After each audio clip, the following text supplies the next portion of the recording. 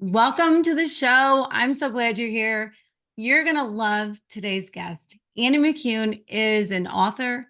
She's involved in her community. She's a mom. She's a grandma. She's a wife. She went to Dartmouth. She lives in Atlanta, Georgia. There's a lot of things to know about Annie, a lot of things you're going to find out. And she wrote this book on hospitality, which I think is like a dying art in our country. So I can't wait to get Annie's take on it all. The book is fantastic. Annie, welcome to the show. Thank you, Kim. So I get a little nervous when people talk about the art because what I have found is that we have redefined hospitality to be this high platform thing that we can no longer do well, and we leave it to the hospitality industry or the really beautiful people on Pinterest. And what I found is I began to write down my stories of just opening our door. And I started thinking about the stories that I didn't want to lose for my grandchildren because some of them were so wild and amazing, where we let perfect strangers in and they changed us and we were able to change them, that um, I began to discover just what true hospitality was. And it honestly wasn't until I started writing the book several months ago that I decided, what does God mean by hospitality? And I looked up the biblical definition and I was pleasantly surprised. Do you happen to know what it is at all?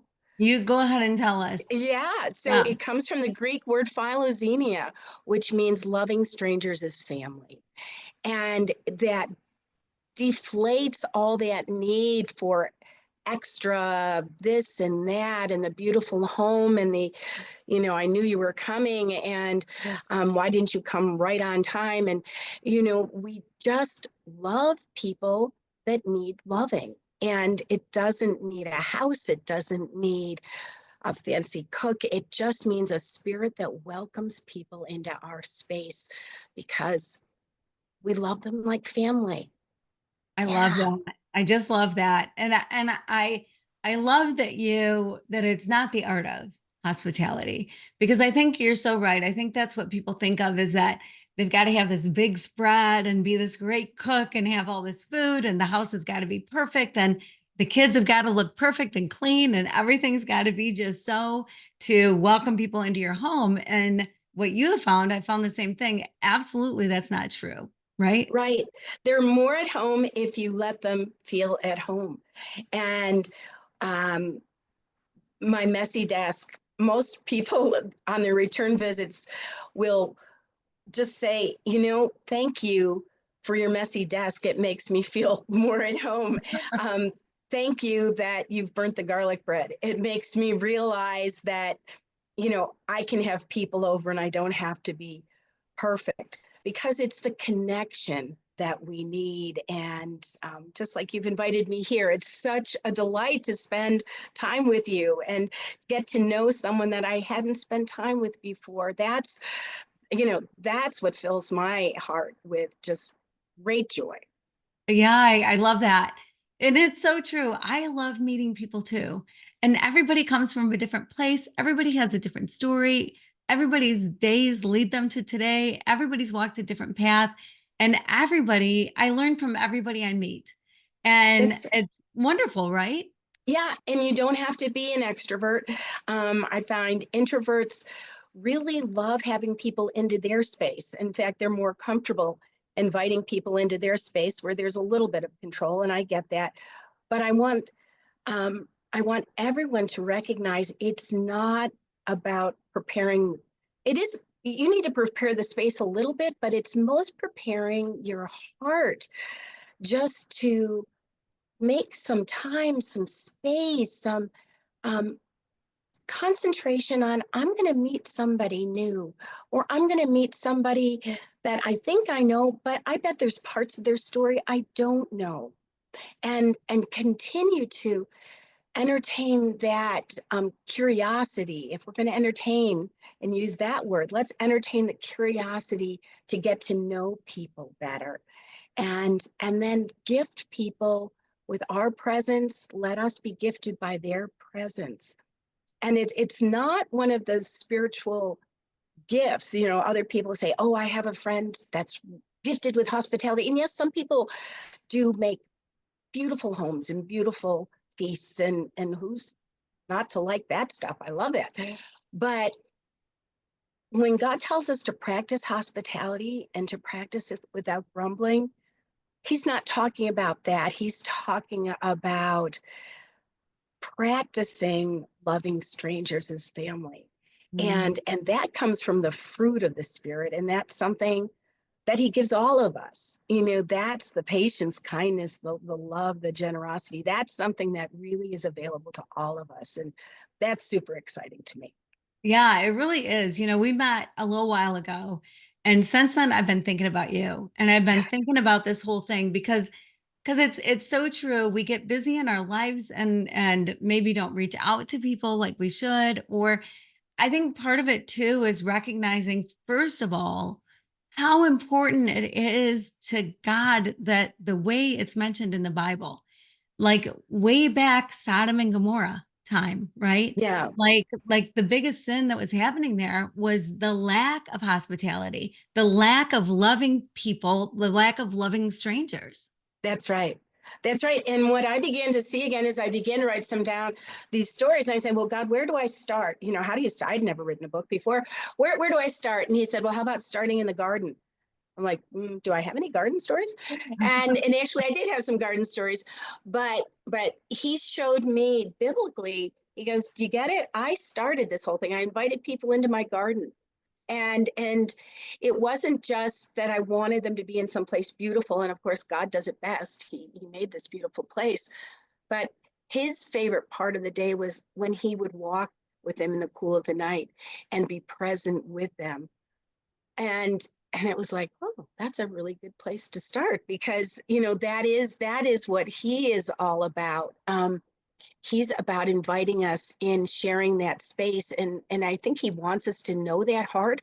And then as I began to see through all of Old Testament and New Testament and into Revelation, what does he end with? This banquet that he invites us all to, this feast that everybody is invited to, in every tribe, in every nation, in every tongue.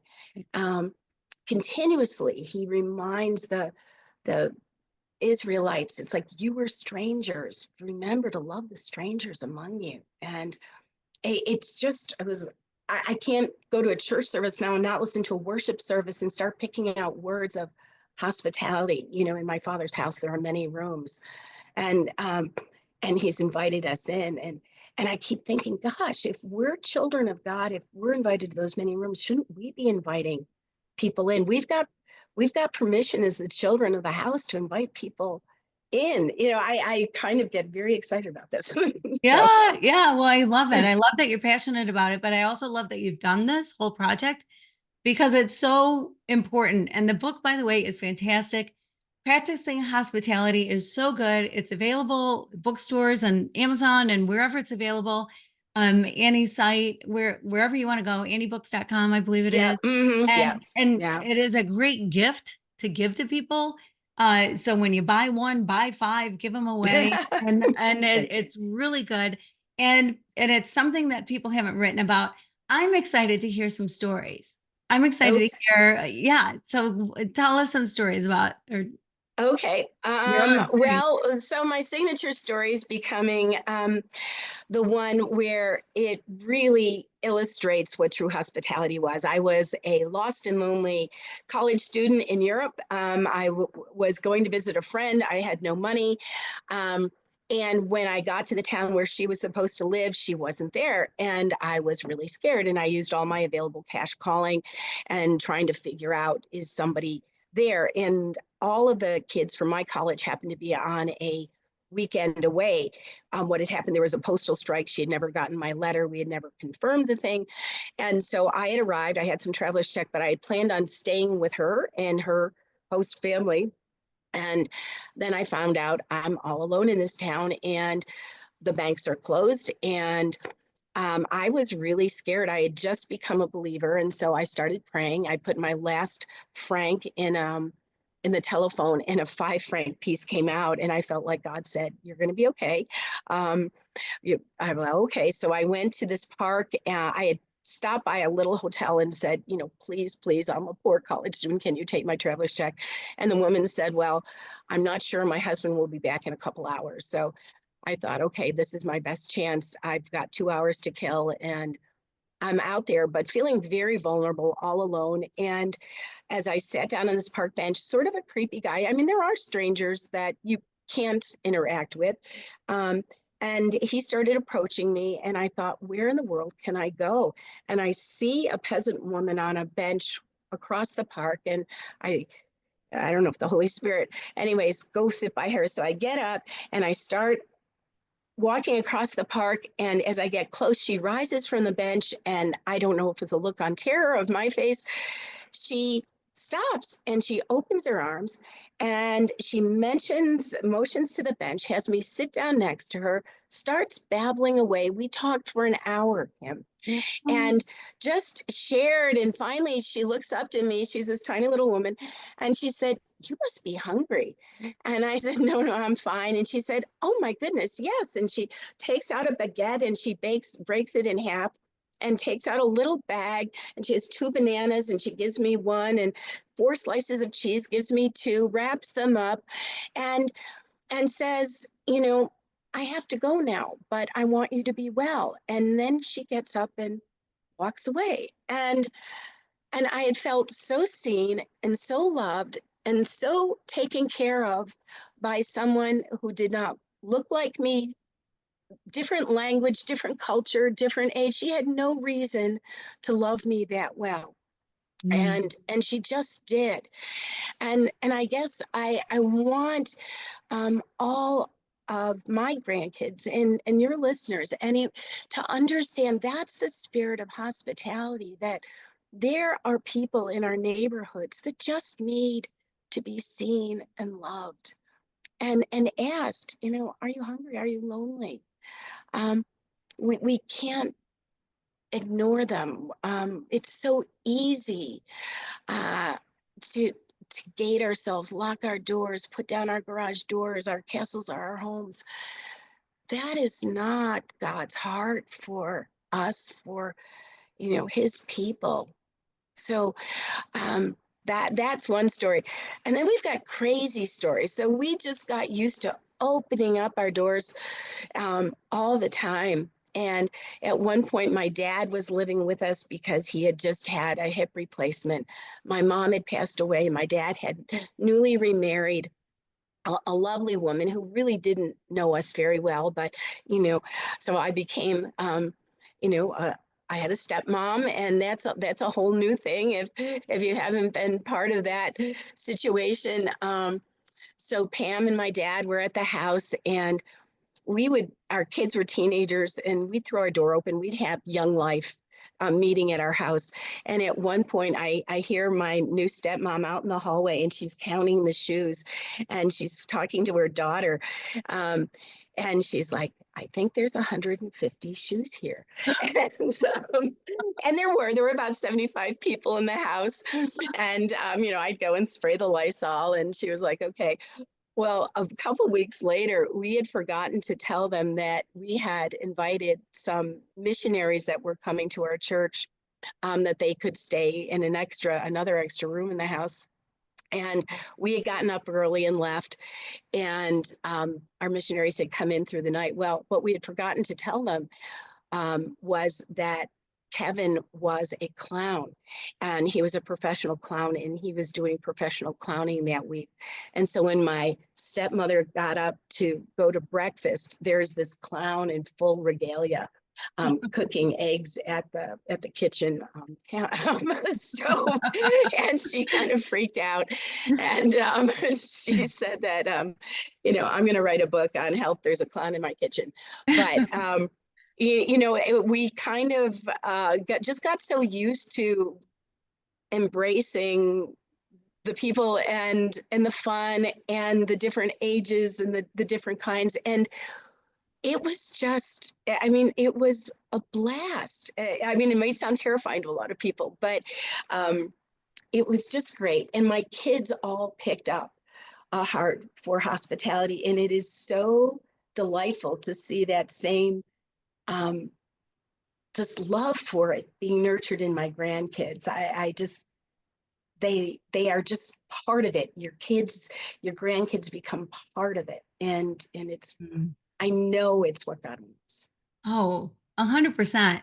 And I always think it can be so easy to get kind of set in your ways. This is Mm-hmm. your routine, and you don't really want your routine disrupted, and you've got enough going on and whatever. But my husband and I were the same. Like, we always had somebody living with us, whether it was Mm-hmm. a relative or somebody from another country that needed a place to stay, or whatever it was, sometimes multiple people living with us. Yeah. And it's not about being uncomfortable. Right. It's about being love. It's about showing Yeah. love. And Yeah. you still have your day to day. I mean, you Right. still have your routine, the things you need to do and whatever, but you're giving people a place to stay. You're giving them love. You're giving them food, the things that they need, and you're sharing it with them.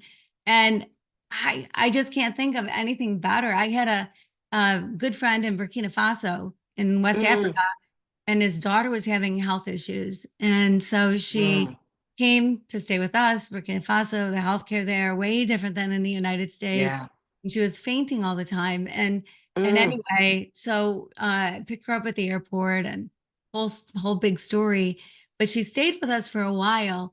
And that was a long time ago. But I took her to the doctor, and we figured out what was going on. And then I took her home, and to this day, Priscilla is in my heart. To mm, this day, she's like a daughter to me, even yeah. though I hardly ever see her. She Yeah. still has such a special place in my heart, and I never thought of it as an inconvenience. Yeah. It might be something more that you're doing that you wouldn't be doing, but instead of watching, I don't know, Golden Bachelor or something, Yeah. you're spending Yeah. time with the actual human being, which I think is a wonderful thing. It's amazing, and we got used to just throwing open our doors, and so we got a call. We had a woman from Kyrgyzstan. She was 20 years old, and it was before 9/11. And friends called and they said, "Hey, we've got this woman. We can't think of anyone else that takes in people. Would you be willing to take her in? We can't pronounce her last name. She has no money. She barely speaks English, but she plays a really wonderful cello." And we're like, "Oh, okay, sounds perfect." So she came for the summer, and we began to get to know this young woman who had converted from Islam to Christianity as a young teenager in Kyrgyzstan, and had had a remarkable faith recovery. God had healed her, and she was not going to deny this God that healed her. But it cost her her job. It almost cost her her life in her country. And she got a chance to come to the US on a cultural exchange.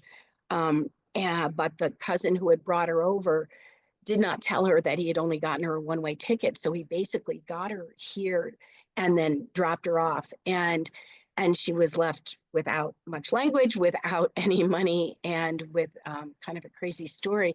So people have been very kind to her. In a lot of churches, it kind of gotten her from church to church to church. But now she was about a year in, and she needed family. She didn't need just a place to stay. And um, even though we had been told that she just needed a place for a couple of weeks during the summer, um, but God had, in the meantime, really impacted us with um, what does it mean when we say we're part of the family of God? Do we really mean that, or are we like, oh, that's a beautiful phrase, but it doesn't really mean anything? And God really told me, she needs family, and are you willing to be family? She didn't say that, um, but I really felt like that's what God said anyway. So I talked to my husband, and we're like, okay, and we knew she needed a cello, and so I thought, well, if she was my child, we'd get her a cello. And so I said, Namira, can we get you a cello. And she said, oh no, mom. By this time she was calling me mom, you can't afford it. I'm like, what do you mean? And she said, oh, um, cellos are very expensive. And I thought, well, we got our son a nice drum set. How much could a cello play cost? And then I found out cellos cost concert cellos. I don't know if you know any concert cellists. I was Uh-huh. like, oh yeah, no, we can't we can't afford that. So God, what do I do? And the more you pray, it's again, when we open our homes, when we open our hearts, it's not what we've got, it's what God's got. We're stewards of him. We're stewards of his places and his stuff. And we threw a benefit concert, which, someone donated the space, someone donated the printing, people came, they donated towards the cello. Meantime, she had played an offertory at a very poor inner city church in Rochester, New York the week before. And they called right after our concert and all this that we had done and pretty much matched the donations that we had got. And she was able to buy a $30,000 cello. Wow. Um, Wow. and we were like, wow. Um, and she said whenever she, when she plays it, she knows that it is a gift from God's church. Um, and it makes people weep, the sounds that she's able to evoke out of that. But um, to be able to um, even have such a beautiful young woman claim us as part of her family. And eventually her sister came, eventually her mother came, eventually her brother came, um, and we were able to, she got married in our backyard. I was able to be a birth coach for her children. They call us Nani and Grandpa Lee. I have a beautiful faith partnership. Her mother came to Christ. All her families come to Christ. So we have a special. I'm a mom Annie. I'm not her mom, but um, we're family. We are just family, and it's a beautiful thing. Wow. And you think about if you would have said no, Yeah, sorry, we're not going to take her 2 weeks in the summer, yeah, how different your lives would be. yeah, And you'd be missing this whole component, not knowing that you're missing. But I think sometimes when we're missing things, we sort of know it deep inside. Or if we yeah, miss opportunities, we can be kicking ourselves going, God, why didn't we just say yes? Or why didn't we, whatever? Because you never know what's going to come of it. And God's pretty cool. And yeah. things can happen and be wonderful. And yeah, I was in the Dominican Republic years ago. Would take groups of teenagers down there to work, Mm, and he had somebody, one of the director of the organization down there, the Dominican director, said, hey, this kid, he's got so much potential. He's the greatest kid, but he doesn't know English. And if mm, he's ever going to really do anything in this ministry and what they were doing, building schools, vocational schools, community projects, healthcare, you name it. I mean, they've changed an entire huge community and working on another, whatever. Anyway, if he is ever going to do anything, he needs to learn English. And is it possible for him to come and live with mm. you? And I'm like, yes. And Annie, I can't tell you how it happened because of paperwork and stuff, right? But Yeah. he came home with me on that trip. He came home with me. And Wow. I came home and I'm like, hey, honey, to my husband, this is Christian, whatever. And Christian spent so much time with my husband and they were so Mm, close. My husband passed away 15 years ago, yeah, and I'm sorry. Christian's still sad about it. But Christian has been my Mm, son now for I don't know how many years. wow. 30 years. I don't even know Okay. what it's been, but whatever Yeah. it's been, he's amazing. He Yeah. now runs everything that we do in the Dominican Republic. Wow. He's excellent at it, and he's my son. And Wow. and I claim him as my own. And That's right. he has his father passed away, but he has a mom who I adore, Yeah. Mercedes, and Yeah. in the Dominican Republic. But he's my son. He's part of Yeah. my family. My kids, he's their sibling. And so if I would have said no, I can't really do it. I'm busy, whatever. I can't really bring this kid home. Man, the richness that Christian has brought into our lives would be gone. Like I wouldn't have all that. and the opportunities that have come. I mean, just all the stuff, right? By saying Yeah. yes one time. And And yeah. isn't that, I mean, that is just such the heart of God. And so what has happened to us in the US, and where we are afraid to even, really embrace the people at the church down the street, let alone our neighbors. And so my heart, and I'm sure yours is too, can we encourage one another? I don't want to get like too crazy with those stories, but just simply having your neighbors over. And so we moved into this new neighborhood about 2 years ago. We moved states to be near our grandkids and our kids. And nobody, the neighborhood was about 25 years old. Some of the neighbors up the street had known each other for those 15 years, but as other people, houses had turned over, they hadn't really gotten to know any of the neighbors. And we like to know our neighbors. So, and there were some projects in the neighborhood we wanted done. And so we said, well, we're going to have some folks over on a Friday night, talk about some cleanup that we'd like to do. And one of the neighbors said, well, okay, can I invite a few more? Sure. Well, 10 of the 14 houses showed up, just to hang out on a Friday night. We had some pizza. We shared names and phone numbers and got to know each other. And I mean, you could just feel the beauty happening of people in houses becoming a neighborhood. Um, and even the ones that were like, oh, we don't understand them and we don't understand them. But they all came, because we shared something, and we were willing to let them into our threshold. It was amazing. And the next spring we cleaned up this common area, and people have been able to walk around it. And it's been great. And we have people that are of Indian descent, some that are Jain, which is a very strict form of Hinduism, and they have a very, very strict diet. And some of the other neighbors, we weren't sure what to ever serve them.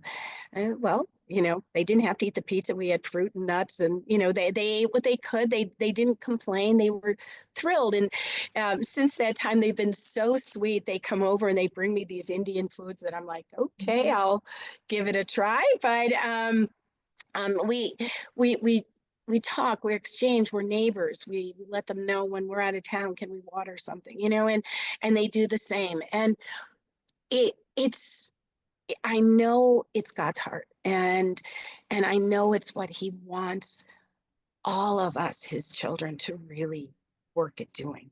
And if we're afraid after COVID, if we're afraid because our households weren't like, theirs weren't like yours or mine, and they haven't discovered it yet, be the generation to discover it. Uh, yeah, Yeah. what would you tell them?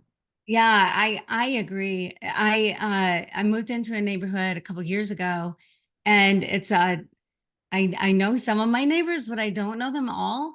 And I keep thinking I want to know more neighbors. And some people just kind of stay in their homes. They drive into the garage, go into their homes, and you never even see them. Like I've got neighbors, I don't even know what they look like. And I should do that, Jane. I should just get a flyer, put it on people's doors. Hey, I'm having people over on a Saturday afternoon or whatever it is. Come on over and have burgers on the grill, or I don't know. Yeah, But yeah, I get together. Well, and I think it too, like the example that Jesus set. He didn't turn anybody away. There were a whole lot of strangers that came to Jesus, and he just loved on them and sat and had meals with them. And it, it's for more than just the one meal. It's for more than just the one meeting, right?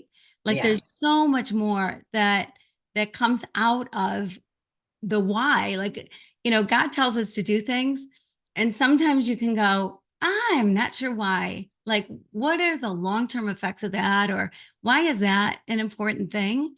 But this is a long-term thing. This has so much more impact than just the one meal that you have together or the couple of hours that you spend together, because it ripples down, right? Like, what have you yeah. seen the impact? Like, if you were to say this is a long-term thing, like a hospitality, it's not just a one and done, but what happens when you are practicing hospitality, how it changes your life and the lives of people you meet. Yeah. Well, and I've seen the ripple effect, and I mean, it can literally bridge nations. After we had Numair from Kyrgyzstan, um, we ended up taking in a young man from Afghanistan, and it was after 9/11. And it's interesting the perceptions. Now you've got kids are like, so what? But back then, people were terrified of 15-year-old Afghan young males. They thought they were all terrorists. Um, and so again, we got the call, well, you're the only people we know that will take in someone. It was a student exchange program. And this young man was so precious and so special. And we just knew he was supposed to be part of our family for that year. And we sent him back, hoping that we'd get to see him again at some point. Um, and the week he was gone, we got a call from his family that said, well, we didn't want to let him know, but actually his mother died 2 months ago while he was living with you. And we had told him that she was going to be on a pilgrimage and she wasn't going to be here. And I remember him telling me that he had left in July. This was back in May, and he was really sad. He said, oh, you know, my mom's not going to be home when I get there in July, but, you know, I'll see her later, because he was buying all these gifts for her. And he was the youngest of several ages of brothers and sisters. And the family said, well, he's passed away, and she's passed away, and he's not handling it well. And as a family, we've had a meeting and wanted to know, would you be willing to adopt him? And there's a whole long backstory on that, because honestly, almost 30 years before that, God had spoke to my heart about adopting an Afghan orphan. And at the time, my husband was like, that's crazy, Annie. We've got all these kids of our own. No, we're not going to do it. And there'd be articles in the paper about a kid who had lost a limb or something. And I'd say, should I go to the hospital and see if he needs a home? My husband's like, no. And and when we got the call for this exchange student for a year, and I was like, I don't think I do exchange students. I do the people that God brings to my door. And my husband said, Annie, maybe that's your orphan. And I'm thinking, but he's got a family and it's only for a year. And God just said, did I put parameters on that? And I'm just like, okay, we'll take him. And so this call coming a year after that said, would you adopt him? And I'm like, that's crazy.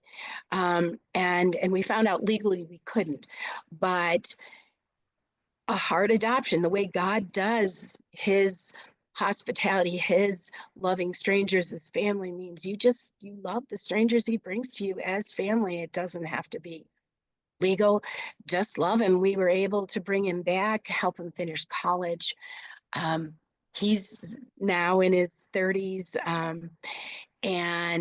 and then his brother showed up, and his sister, and wife, and now we've got generations of Afghans that, and even the families that we haven't met, know of us. They know that there's this family of American Christians that really loves them and is willing to accept them as family. And it's an odd and weird relationship. They call us mom and dad. I got to be birth coaches to his nieces and nephews again, and we share this bond of love. They are all still practicing Muslims, and yet um, they know that they are loved, and they know that the people of God are people of love, because we continue to love them. And we don't hide where our motivation comes from, but they also don't hide their love for us. So we continue on. God knows the end of the story. I don't. But Yeah. the love and the bridges being built between us and their extended family, they've seen love in action, and they can't deny it. And it's a privilege to be able to model God's love and compassion in that way. Yeah. Yeah. Well, and I'm sure you've seen love in action in them as Yeah. well. Oh, and And they've been so hospitable. Talk about hospitality. Oh my gosh. They would do anything for us. And they, they really prepare well when we go to their homes, and they serve us, and they gift us, and they are just so effusive in their graciousness. I've learned a lot from them. yeah, yeah, what a beautiful thing. And I think that's such a good point is that God doesn't say love strangers who are like you or love strangers who believe like you do or go to the same church or are of the same background or the same money status or anything like that. It's love strangers, period. Mm-hmm. And that's our biggest job anyway. Mm-hmm. When they said to Jesus, "Oh my word, there's 672 or whatever the number is laws in the Old Testament, what is the most important? How do we know when we're sinning?" And it's like, love your neighbor as yourself. Love God, love yourself, love your neighbor, love. That Yeah. that's our job. That's our Yeah. job. It's a higher job than any other job that we have is just to love and to love everybody. There weren't parameters on that. We're just supposed to love everybody and you meet people where they are and you love them for who they are and people are allowed to be whoever it is they believe they're created to be, as is what I believe. And we should Yeah. let people be without judgment, without anything. Just Right. love. Just love. That, yeah. I just got back from Korea. I had never been there before, and it was an amazing experience. I don't know if you've ever I been, haven't been to Korea. Mm. but I was at a Christian conference, and every morning, the Korean church, there was 5,000 people at the conference from all over the world, 220 nations. It was amazing. But every morning, we'd be greeted as we got to the conference center by hundreds of Koreans jumping up and down and holding signs, welcome, welcome, welcome, and just smiling. And when we leave at night, they're holding their signs, welcome, welcome, welcome. And our hotel was nearby, but many of the people had to board buses and go 30, 40 minutes. When they get to their hotel, there were Koreans from the Korean church welcoming signs like, welcome, welcome, welcome. And I thought about the fact that one of the things I'm trying to train myself to do is every morning welcome the presence of Christ into my own life so that when I meet people at the grocery store, if I meet them wherever, that my space is a welcoming space because Christ is in me, ready to welcome people. And I thought about the fact that these people, these beautiful Korean saints, got up each morning and dressed for the sole purpose of welcoming us. They took time off from work or school or whatever, and they thought, I'm getting up today. My purpose is to welcome the church here. And I just thought, what a beautiful metaphor for what I need to do, to get up, welcome, welcome Christ into my heart today. And then as I see people that cross my path, my neighbors, welcome. I am glad you're alive. And that is, I'm just still just processing and so moved by that. And Mm. if that enthusiasm can spur anyone else to try to adopt that attitude, that's a Yeah. Oh my gosh. Yeah, that is so cool. I mean, what a great prayer to be welcome to embrace the word, right? To embody the word. And I believe that you can tell when somebody is welcome and when they're welcoming and when they're closed, right? You're at a grocery store, you make eye contact briefly with somebody. If they quick look away, well, they're on a mission. This is what they're doing, whatever. Mhm. But then you get that warm smile from somebody and you Mhm. go, oh, and it kind of makes your day. I mean, you Yeah, can't help but smile when somebody smiles at you. And that's showing love. yeah, You can welcome people in so many different ways. And for whatever period of time, if it's a moment in passing, yeah. or if it's adopting somebody and having them be part of your life for the rest of your life, right? I Right, mean, right. so there's so many different things that you can do and so many ways that you can be welcoming and love strangers. Yeah, yeah. I love the verse in Revelation where Jesus says, "Behold, I stand at the door and knock. If anyone hears my voice um, and opens the door, I will come in and sit with him and dine with him." And I think of that verse that was given to Christians that yes, we are the ones to be fully welcoming Christ in daily. And in that moment of intimacy, I think he gives us the courage to extend that intimacy of connection with people. And so many people are afraid. CDC says that 1 in 3, the Surgeon General says 1 in 2 people are suffering the effects of loneliness, either um, physically or mentally. And I saw one statistic that um, loneliness can have the same health effects as smoking 15 cigarettes a day Mm. has on your health. And so and if it's 1 in 2, it means that if there's 3 of us in the room, it's possibly one or somebody. And so, who is going to break the cycle? Who are going to be the people who are going to rise up and make that connection and be willing to do it? And if it's not us, then who? And I know that.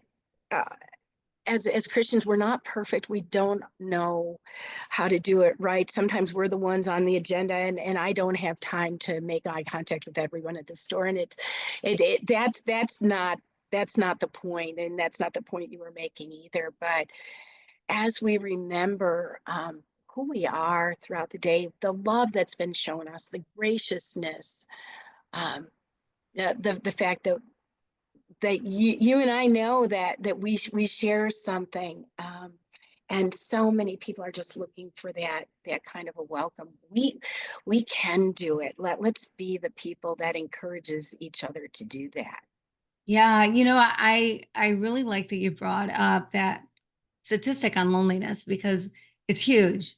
Yeah, 50% of people are in extreme loneliness or, like not just lonely once in a while, but like live in loneliness, which yeah. you can live with people and still be lonely. So, Mm-hmm. to recognize that, to realize that that's what we're living with today. Mm-hmm. And is there something, a part that you can play that changes that for someone? And if you are one of the people that is suffering from loneliness, there are things that you can do, Yeah, right? yeah, Yeah. yeah. What do you recommend for people that right now are listening and they feel so lonely? And they feel so lonely. I think the first thing to do, if they can have the courage to do a little mental exercise and figure out why, where did this start and why am I lonely? If they're feeling cut off from relatives or friends, is there work to repair that they can start with?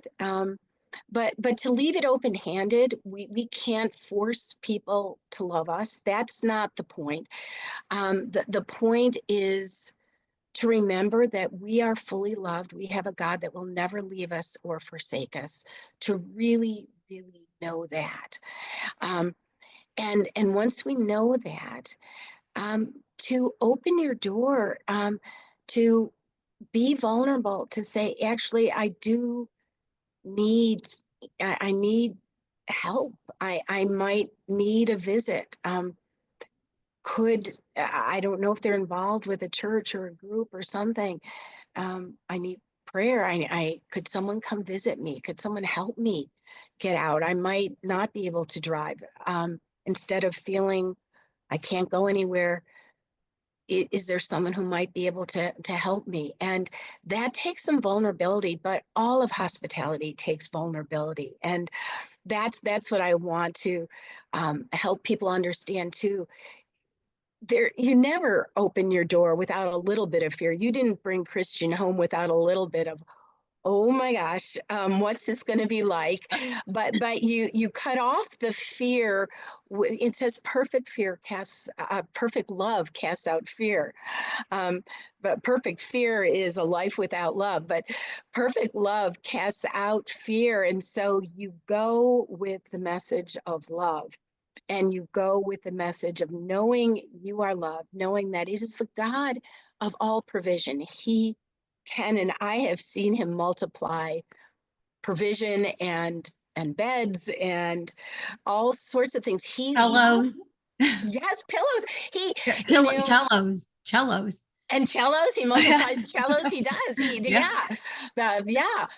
And I've seen that when we've had people come, and all of a sudden, we had people from Honduras that showed up in winter, and in Buffalo, and all of a sudden there's boots of every size and coats of every size, and um, you know we don't have to be the source of it. God's community, and even beyond. Um, People love to help. Yeah, they really do. And so you would ask first step. First step is be willing to be vulnerable and ask for help. Be willing to give out of what you can. The little boy with the loaves and fishes, what did he give? Not food for 5,000. He was willing to give up the one thing. Everyone's got something. The loneliest person probably has, I don't know, two tea bags or a box of cereal. Invite someone over for a box of cereal. I mean, that sounds silly, but I'm not kidding. That woman on the bench, she didn't know I was coming. I don't know if she even had two loaves of bread. It breaks my heart now when I think of, being the spoiled college student who took half her loaf of bread and half her meal. But she had such joy in giving it to me, and Mm. she somehow knew that God would provide, and I kind of knew that he would too, because that's what he does when we give. And so um, however lonely you are, if I'm talking to someone who's lonely, there's probably someone even lonelier than you, um, down the street or in your building or um, at church. Instead of saving the space around you to have space, remove the obstacles, remove the barriers, let someone come in close. Yeah, and Those like are you some said, thoughts. yeah, what a great advice. And like you said, you're going out on a limb, so to speak, whatever. I remember as a young mom being home with my kids, and those were long days. Mm-hmm. And I wanted somebody that was like me, that was Yeah. also staying home with the kids, and that we could get together, that I could have adult conversation, Mm-hmm. even without my husband, right? And so I wanted that so badly. And I remember just feeling so lonely. And then I met a neighbor. I happened to be on a walk. I think that's a great way to meet people. Go Uh-huh. on a Yep. walk, and people might stop and say hello. But I went on a walk with the kids and found out this neighbor who lived a few doors down, and she had kids, my kids' ages. And we ended up with this great relationship, and then our husbands got together, and so our families got together, and the loneliness was lifted. Now I had somebody that I knew any day, if I felt like it, I could call and say, "Hey, you want to bring the kids down for lunch or whatever?" Kids get down to play. And it took away the loneliness, but it took me doing something about it, Yeah. right? And I think in today's world, if you have a phone, you have a computer in your hand, it's Mm-hmm. even easier, because there are meetups, there are groups, there are all kinds of things. You can look for people that are in your area or in your community, or people that you can reach out to, that you can join a group, you can be part of something. And the first time is hard. Yeah. The first time going, man, it can Yeah. take all the courage you have to walk through the door, right? But boy, is it worth it? Is it Yeah. worth it to go and meet and then show that same hospitality in return? Yeah. I call it the first day of kindergarten jitters, and I get them all the time. And it is scary, no matter how old, how many times I've done this. So, you and I, we both understand that, but you go anyways. and and you reach out, and don't be picky. I mean, I think that's part of it. I think we sometimes we still have these vain imaginations of our ideal friend and who should be loving me and who should be seeking me out. Well, you know what? If especially if you're a believer, you have the one in true God who sought you out already. You cannot be more fully loved or known or seen by anyone. You've got the best, and knowing that, um,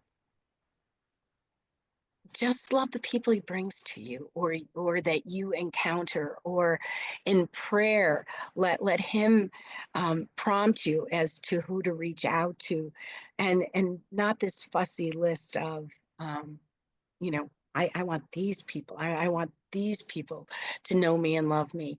Just love them. And the stranger part I think a lot about, because often they are the people in our own homes or in our own circles. Maybe it is a grandchild or an older aunt, or um, you know, somebody that you do know of, but you don't really know them. It could be, we get afraid of people we don't know or haven't talked to before. So one of my son-in-laws is from Honduras, and he's very he's an introvert. He's bright and he's beautiful and he loves God, but he's not one to venture out and talk a lot. But he has the most precious relationship with my mother-in-law, who's 94 years old. Mm. And the two of them will just be found in a corner, um, having conversations about everything, and in just the most beautiful way. And they get this excitement about seeing each other. And it's just, for me, it's just such a beautiful thing to behold, because um, given my mother-in-law's upbringing, where she was pretty narrow in who she was um, taught to associate with, and um, and and my brother-in-law in Honduras, you're pretty wary of people you don't know, because it's sort of, it can be scary. But to see these two kind of gravitating towards each other, and being willing to just get to know each other, it's a beautiful thing. So take that risk on somebody you don't even think you've got anything in common with, and be curious, strike out the conversation. Yeah, yeah, absolutely, absolutely. This has been a joy to have you and just to talk to you, just have a conversation with you and hear your stories and hear your encouragement for everyone. I appreciate you being here. I appreciate so much that you dove into this subject and that you're spreading the word, how important it is. And I think, that number, that statistic on loneliness can change if we reach out, and if we're the lonely and reach out, or we're the unlonely and reach out, whatever it happens to be, but show that love of hospitality, the love to the stranger. And so Annie, thank you so much for being here. Well, Kim, and we didn't even touch the surface about reaching out to families like yours when you were in crisis and you needed, you're not reaching out because you're caring for your own, and you're going through things. And that's just such another area we can offer hospitality, where, yes, we know that they're going through something, but we can still love them well. And that's something you can help your audience understand what helps in those cases. Hmm. Um, Yeah, absolutely. Or somebody that's grieving and how to reach out. And yeah, people going through stuff. Absolutely. It doesn't end because there's a disease or there's a death. Like hospitality is forever and always. yeah. And so yeah, yeah. So thank you so much. Where can people reach you? We talked about. Okay. Yeah. So anniebooks.com. Although I've heard there's some glitches in the website, people have tried to reach me and I'm not getting through. I was just on it But today and it worked perfectly. Okay, well, You're good. good. Okay, Yeah. okay. But my email, avmccune@gmail, is a great way to reach me. And I would love to hear from people. I want to hear more stories, and even stories of why it hasn't worked, because I think it's okay to acknowledge those and process through those, and then get over it and get opening the doors. Yes. Yeah. Yeah. Absolutely. Absolutely. So true. Annie, again, thank you for being here. And your book, you need to tell people where to get your book because Amazon.com, Barnes and Noble, online. Yep. yeah. And So again, it's a great gift. It's a great gift for yourself, but it's also a great gift to give other people because we need this. You know, yeah, we need this in our neighborhoods. We need this in our lives. We need this. And so go buy a bunch, buy a yeah, case and hand them out or yeah, whatever. But and Annie, I know you speak, so if people want to reach out yeah, to you yeah. that I way would. and have you come and talk. And so thank you again for being here. And thank you everybody for joining us today. I Yeah. hope you got as much out of it as I did. And until we see each other again, be blessed.